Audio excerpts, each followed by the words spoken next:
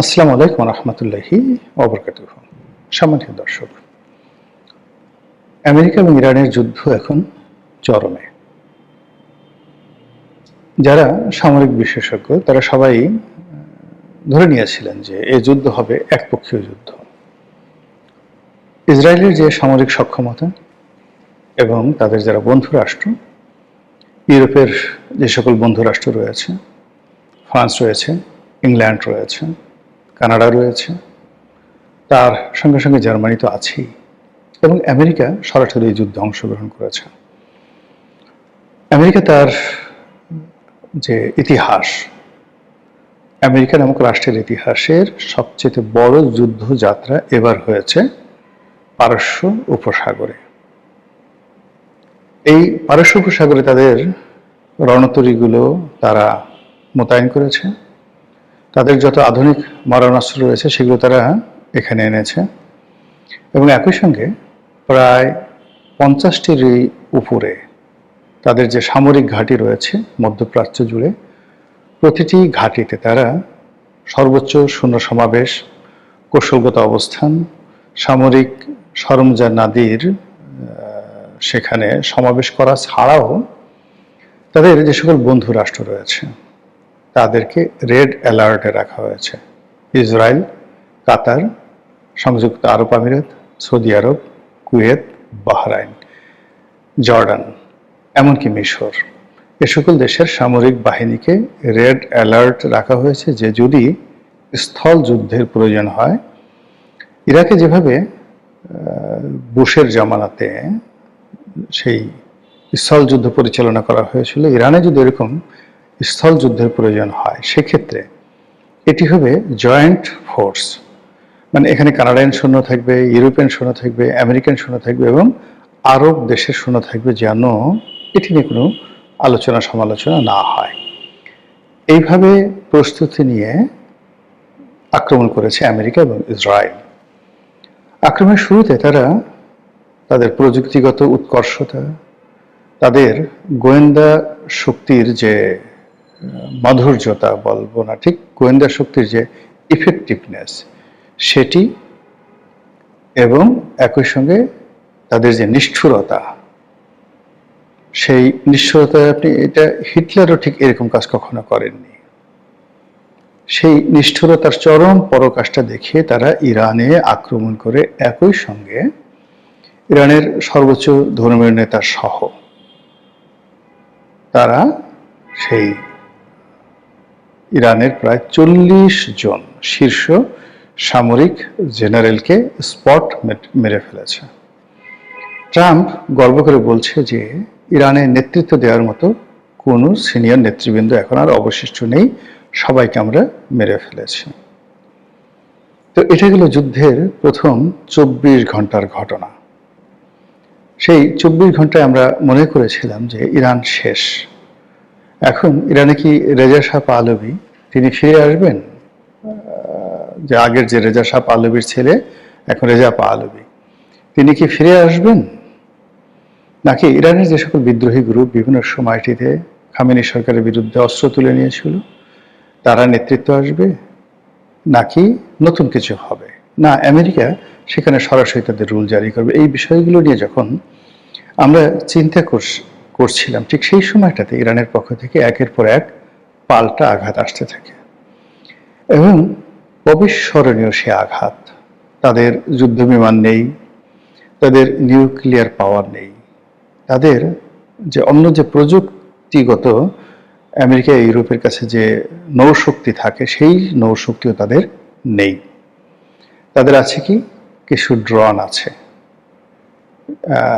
যেটিকে বলা হয় শাহেদ ড্রোন, আর রয়েছে দূরপাল্লার, মাঝারি পাল্লার, স্বল্প পাল্লার ক্ষেপণাস্ত্র, এবং এই সকল ক্ষেপণাস্ত্রের মধ্যে আবার বেশ কিছু সংখ্যক ক্ষেপণাস্ত্র রয়েছে যেগুলিকে বলা হয় সুপারসনিক, শব্দের গতির চেয়ে বেশি। তো কেবলমাত্র ড্রোন এবং ক্ষেপণাস্ত্র নিয়ে তারা ঝাঁপিয়ে পড়ল। ঝাঁপিয়ে পড়ে একই সঙ্গে মার্কিন যুক্তরাষ্ট্রের যে সকল ঘাঁটি রয়েছে, বললাম যে আগে প্রায় 50টি ঘাঁটি, এর মধ্যে তাদের টার্গেটের মধ্যে 27 ঘাঁটিতে তারা নিখুঁতভাবে আক্রমণ করেছে এবং ব্যাপক ক্ষয়ক্ষতি করেছে। এর মধ্যে কয়েকটি যাকে বলা হয় নৌঘাঁটি একেবারে নিশ্চিহ্ন করে দিয়েছে, কয়েকটি সামরিক ঘাঁটি তাও নিশ্চিহ্ন করে দিয়েছে। কত হতাহত হয়েছে, কত সৈন্য আমেরিকান সৈন্য মারা গেছে এই হিসাব পাওয়া যায়নি।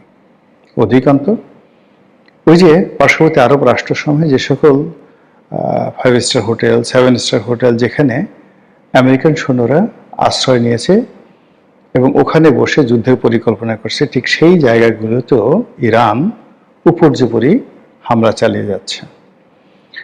এর ফলে কি হলো, আরব দেশগুলোতে রীতিমতো ভীতিকর একটা অবস্থা তৈরি হয়েছে। ইরান এতদিন যে যুদ্ধগুলো করেছে সেখানে তারা আরবদের সাথে আসলে কখনো ঝগড়া করতে চায়নি, আরবদেরকে আক্রমণ করতে তারা চায়নি। যেমন তারা যখন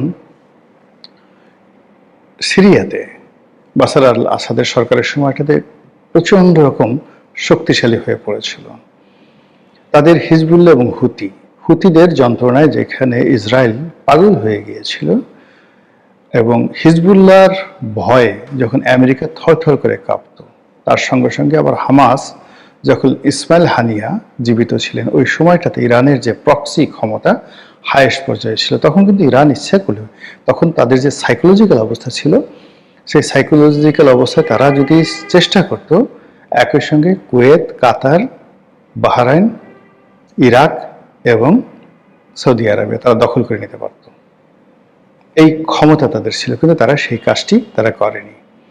যখন কাসেম সুলাইমানিকে মেরে ফেলা হলো, ইরানের যে বিপ্লবী গার্ড, সেই গার্ডের যে প্রধান, বিশেষ করে যারা বিদেশে অপারেশন পরিচালনা করে সেই অপারেশনের যিনি প্রধান, কাসেম সুলাইমানিকে হত্যা করা হলো। এরপর আরও কয়েকজন খুব নামকরা জেনারেলকে হত্যা করা হলো এবং ইরানের প্রেসিডেন্ট রাইসিকে তারা হত্যা করে ফেললো। এই হত্যা করার ফলে কি হলো, যারা হত্যাকারী ইসরায়েল এবং আমেরিকা তাদের সাহস বাড়তে থাকলো, আর ইরানের মধ্যে যারা বিদ্রোহ করার চেষ্টা করছিল, সরকারের বিরোধিতা করার চেষ্টা করছিল, তাদের সাহস বাড়তে শুরু করলো। এবং আমেরিকা চাইলো যে কোনোভাবে ইরানের মধ্যে একটা বিপ্লব ঘটিয়ে খামেনিকে অধিচ্যুত করা। তো প্রথম দফায় যখন যুদ্ধ হলো সেই যুদ্ধে ইরান অভাবনীয় সফলতা লাভ করেছিল, এবং তখন ইরান যদি আর মাত্র 10 দিন যুদ্ধ চালিয়ে নিত পৃথিবী কোথায় যেত বলা যায় না। এবং তখন ইসরায়েল এমন একটা পর্যায়ে পৌঁছে গিয়েছিল যে ইসরায়েল হুমকি দিয়েছিল যে তারা পরমাণু বোমার বিস্ফোরণ ঘটাবে, এবং আমি মনে করি এটা ইসরায়েলকে করতে দেওয়া উচিত ছিল। কিন্তু এখন কি হলো, ওই সময়টিতে তারা যখন যুদ্ধবিরতি মেনে নিল ইরান, সেই যুদ্ধবিরতির এই সময়টিতে ইসরায়েল যে প্রস্তুতি নিল, আমেরিকা যে প্রস্তুতি নিল, ঠিক সেইভাবে ইরান প্রস্তুতি নিতে পারেনি। উল্টো ইরানের মধ্যে অভ্যন্তরীণ বিপ্লব ঘটিয়ে এমন একটা অবস্থা তৈরি করা হয়েছিল কয়েকদিন আগে, পারে তো সরকার পড়ে যায় একটা অবস্থা।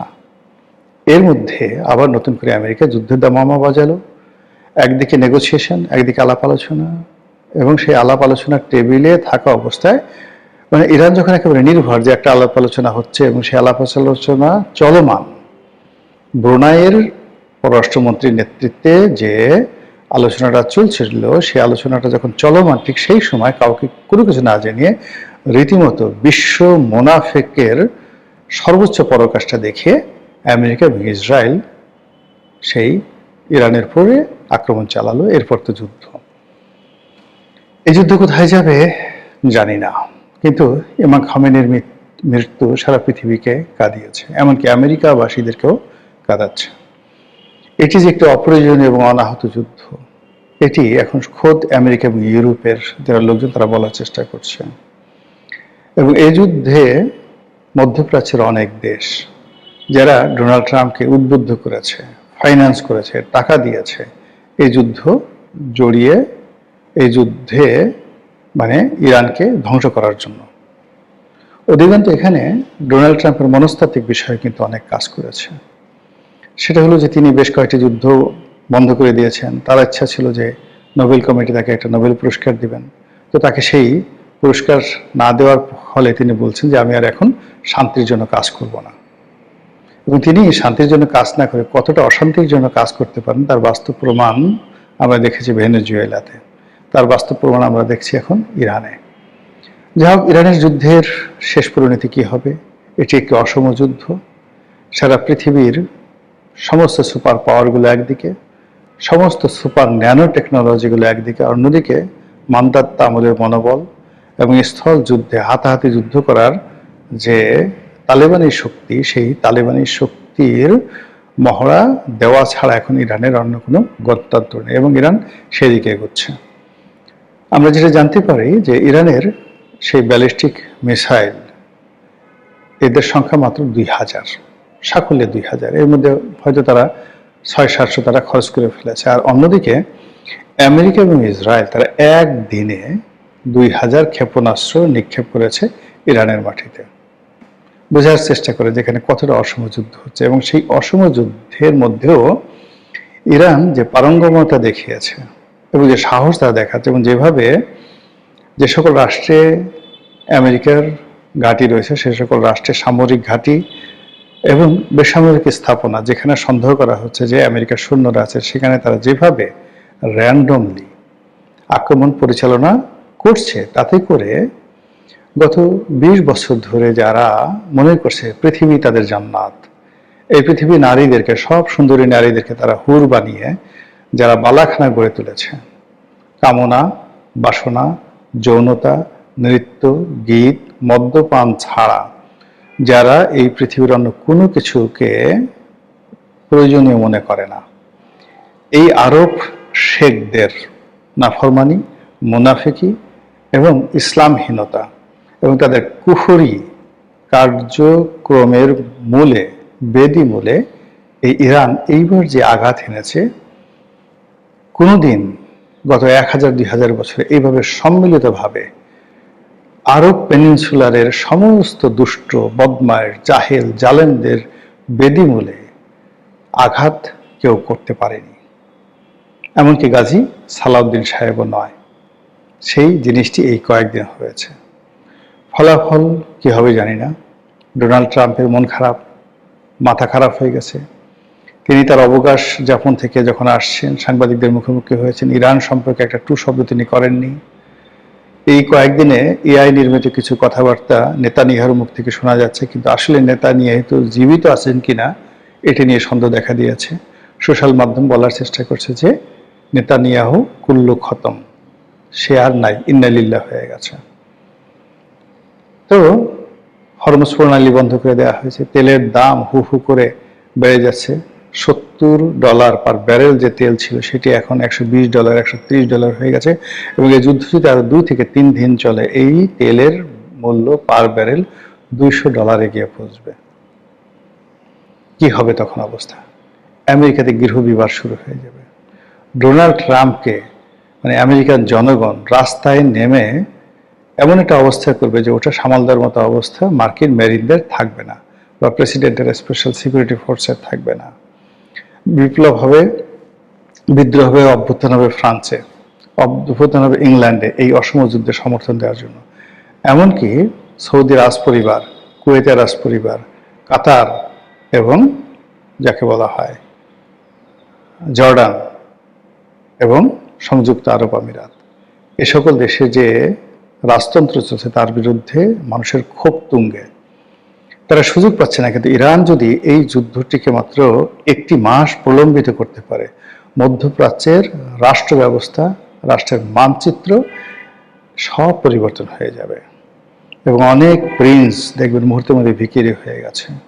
অনেক দণ্ড এবং মুন্ডের অধিকর্তা তারা কেউ কেউ ফাঁসির মঞ্চের আসামি হিসেবে আবির্ভূত হবেন। আল্লাহ অতি উত্তম কৌশলী, এখানে আবেগের কোনো বিষয় নেই।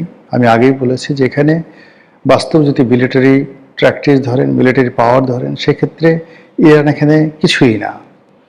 কিন্তু এই পৃথিবীতে যত ডিসাইসিভ ব্যাটেলগুলো হয়েছে, যুগান্তকারী, সিদ্ধান্ত পরিবর্তনকারী, কোর্স অফ অ্যাকশন পরিবর্তনকারী যে যুদ্ধগুলো হয়েছে, সবই কিন্তু এরকম অসম যুদ্ধ। অসম যুদ্ধ। কখনো 10,000 সৈন্য নিয়ে 2 লাখ সৈন্যের মোকাবেলা করা হয়েছে, কখনো পৃথিবীর সবচেয়ে শক্তিশালী আর্মি একেবারে পৃথিবীর দুর্বলতম একটি আর্মির কাছে পরাজিত হয়েছে। ইরানেরই একজন বাদশা ছিলেন, এটা বলে শেষ করছি, নাম দ্য সাইরাস দ্য গ্রেট। তখন মানে সাইরাস দ্য গ্রেটের যে রাজত্ব, এখনো পর্যন্ত এত বড় রাজত্ব কেউ তৈরি করতে পারেনি। তো সেই সাইরাস হঠাৎ করে এক মহিলা সামন্ত রাজা, সম্ভবত এখন রাশিয়ার কোন একটি অঞ্চলের তিনি আঞ্চলিক রাজা ছিলেন। এই উরাল পর্বতমালা, তারপর ক্যাসপিয়ান সাগর এর আশেপাশ দিয়ে তার রাজত্ব ছিল, এবং সেই রাজত্বে সেই যুদ্ধে আসার জন্য ক্যাসপিয়ান সাগর বললাম এই কারণে যে ওখানে সেই সাইরাসকে নৌকা তৈরি করতে হয়েছিল। এখন সাইরাস এবং সেই মহিলার যে অবস্থা যদি আপনি বিবেচনা করেন, এটাকে আপনি তুলনা করতে পারেন Donald Trump America versus Bhutan, এরকম ছিল। তো ওই মহিলা খুব করুণ করে একটা চিঠি লিখেছে যে আপনার সাথে আমার যুদ্ধ হয় না, সারা দুনিয়ার বাদশা আপনি, কেন আপনি আমার মতো একটা ছোট রাজ্য অধিকার করতে চাচ্ছেন আর আমাকে জোর করে বিয়ে করতে চাচ্ছেন।